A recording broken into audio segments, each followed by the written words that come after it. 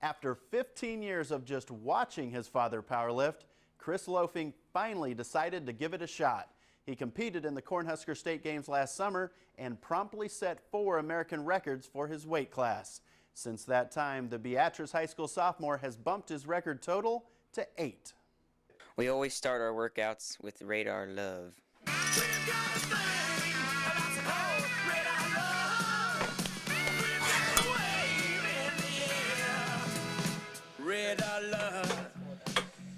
Chris Lofing is a natural, as evidenced by his amazing young career.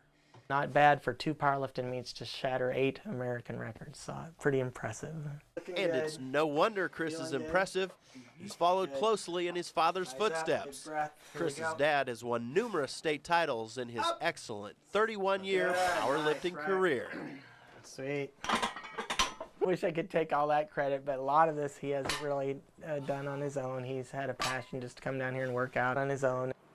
Chris enjoys the opportunity to break records, but his most satisfying reward has been spending extra time with his dad. Sweet. Looks good. Double. Before I started powerlifting, my dad was always gone powerlifting, and that's a big part of his life, and it was always having him, go away to meets all the time. And so now I get to spend a little more time with him training and going to some of those meets that he goes to. Sweet, nice, down. It's nice to spend some more time with him because he's either working or powerlifting. That's pretty much all he does. But look out, Chris may not be the last of the Lofing lifters. Even my daughter gets into it. Kinsey knows her way around a barbell as well. Woo, way to go, all right. Way to be, nice deadlift. The Lofings get their season started at the end of the month in Bartlett, and they'll finish it up with the Cornhusker State Games in July. Well, if you have any ideas for the next entry into my journal, send it my way. Write or call. I look forward to hearing from you.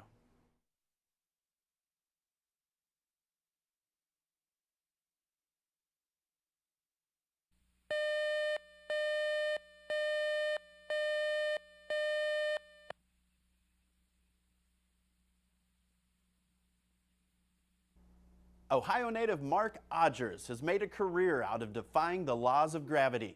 He got started 15 years ago, and now, over 7,000 shows later, he's still flying high. Odgers and his crew consider themselves blessed with the ultimate occupation. How many jobs can you think of that after you're done with the job, you get a ton of people coming up to you and going, "That was great, that was great."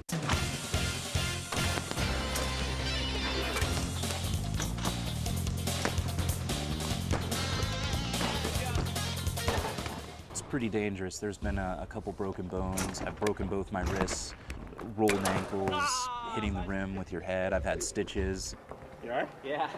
The Extreme team is on the road 5 or 6 nights a week, month after month. But no matter how many shows these guys do, it never gets old. Yeah, baby. Nice. First time I come out on the court, it's just like, it feels like the first time anywhere. I know I've been here to Nebraska probably about 20 times. You kind of feel like a superhero a little bit with really good hops. Kind of like Michael Jordan is if he was like even more of a superhero. Just you're up in the air, you're looking down at the rim, you're 15 feet in the air, you have all the time in the world. And it's almost like when you go up, it's slow motion. You can hear the crowd. It's like, and then you slam it, and then it all comes back to reality, and you just see the crowd. Like, if we're performing at Madison Square Garden, you see 25,000 people just going nuts. And the colleges are a lot of fun. Like, actually, the student section here in Nebraska is, like, incredible. It's always a good time here. During the summer months, Odgers and his Extreme team thrill crowds overseas as they perform at least 350 shows all over the world. Well, do you have any journal ideas? If so, let me know. Write or call. I look forward to hearing from you.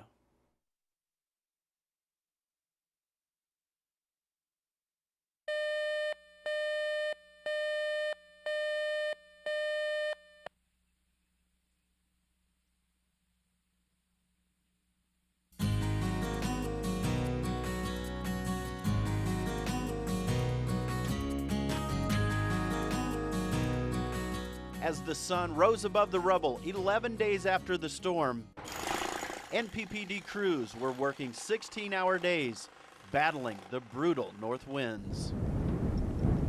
These guys are putting in some hard labor. It's unbelievable what they're doing. They're stepping up to the plate and they're getting the job done. The men on this crew came from Lincoln, North Platte, and York. The overtime added up, but this job was never about the money. These guys here, I've asked them every day if they wanted time off, and they can very easily tell me, yes, Greg, I need some time off for rest, but they're at the same mode I am. Get the lights on to the people. As soon as that's on, we'll take a break. While the linemen restored the power lines, if you are quicker and you believe in the kids up the road found their own ways to help. We go up here to the Lutheran church every day for lunch now, and the kids write little notes to us. It kind of perks all the guys up and everything, getting notes like that just from a little kid, and it gets the morale up there a little bit.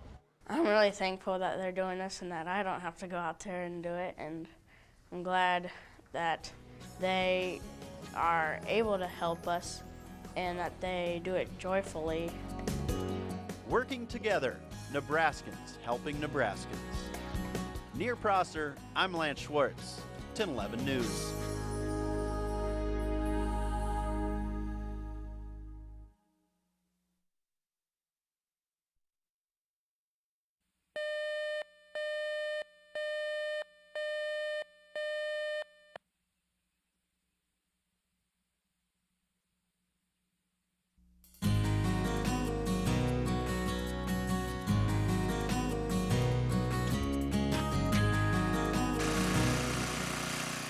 It was a sound that became all too familiar, as did the sight of an empty newspaper stand. I feel isolated. It was huge. It was pretty depressing, really. Holdridge residents weren't in touch with their surroundings, and it made life just that much harder. Well, it's been difficult for the community as far as getting information out to the people, you know, what's going on and how quickly power will be restored. Well, it's been hard for Holdridge because, you know, the newspaper does kind of bind the town together. Dan Jordan had been working at the Daily Citizen for 40 years, but even he got a newfound appreciation for the newspaper. It's a job, you come down and do it, and you just don't realize how important it is to other people until you lose it. It's like everything else, you know. Electricity we took for granted, and we're not taking it for granted anymore, because we know how much it costs to run these generators. And after 10 paperless days, it was this massive generator that got the Daily Citizen back online.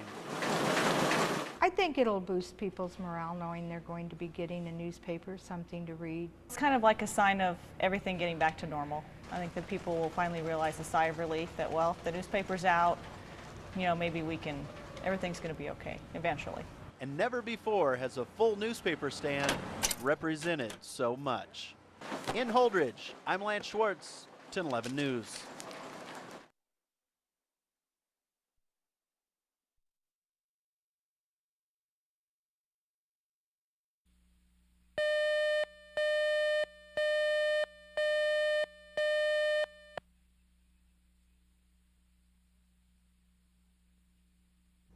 Each year, thousands of craniacs descend upon south central Nebraska to take in the majesty of the migration. More than 80% of the world's population of sandhill cranes converge on Nebraska's Platte River Valley, and I wanted to see it for myself. And thanks to a trip sponsored by the Pioneers Park Nature Center here in Lincoln, I was able to join in the fun and experience this magical time. As our bus pulled away from the Ald Recreation Center in Lincoln, even crane tour veterans were anxiously awaiting their opportunity to see a living link to our prehistoric past. I'm interested in all birds, but the cranes, they seem like some ancient birds that are coming through, and the sound of them in the fields and in the river just draws me to them. And that is the sentiment that intrigued 30 bird lovers from eastern Nebraska. They hopped off the bus at Fort Kearney, ready to witness nature at its finest. It's not your average bird you see in the backyard. We only get a chance to see it a couple of times a year, and this is the best time of the year to see it. Well, you know, I've lived in Lincoln now for about 8 years and heard about this every year. And finally had the opportunity this year to get away and actually get out here to see this migration. I love the cranes. I've always loved them. I'm not a native Nebraskan. I came here and that was my favorite thing about Nebraska are the cranes. And so we just like to share that with everybody and make sure everybody has a chance to experience that. The chortle that they make, the cry that they make is my yearly fix. I have to have that. So I come every spring, even though I've been here many times. I just want other people to experience that. We Nebraskans really do live in a very special area when it comes to the incredible journey the Sandhill cranes have taken annually since the end of the last ice age. It's interesting to note that Sandhill cranes are living dinosaurs. Fossils of wing bones dating back 9 million years have been discovered in the great state of Nebraska.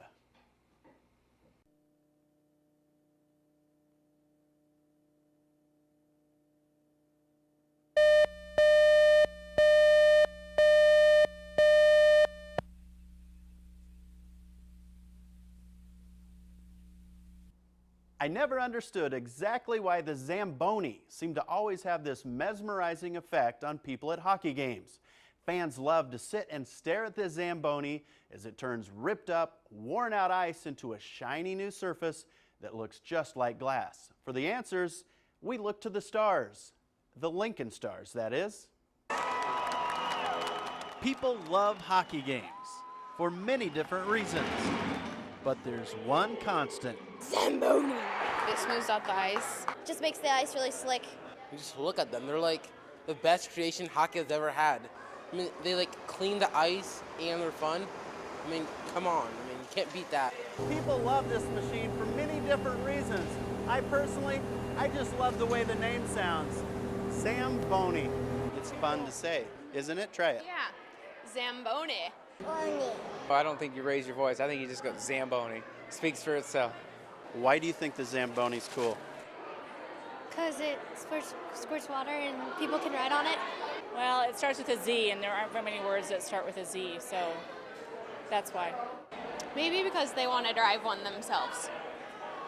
There aren't many on the roads. What is your favorite part about the Zamboni? Tim Fricke was so fascinated, he applied to be a driver. It's a fun job. It took me quite a while to learn how to drive it. Anybody that has ever learned, it takes a while. Fricke has been smoothing the icebox ice for almost a year now. You know, the ice is used quite a few hours during the day. The ice has to be treated with a lot of respect. The coaches are always concerned about the ice.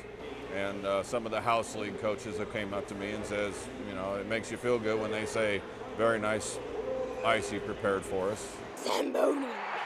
One of the most common cultural references came in the Peanuts comic strip. For years, Snoopy drove the Zamboni, and his sidekick Woodstock had a mini Zamboni for his bird bath. Well, if you have any ideas for my next journal, please call or write and share your thoughts.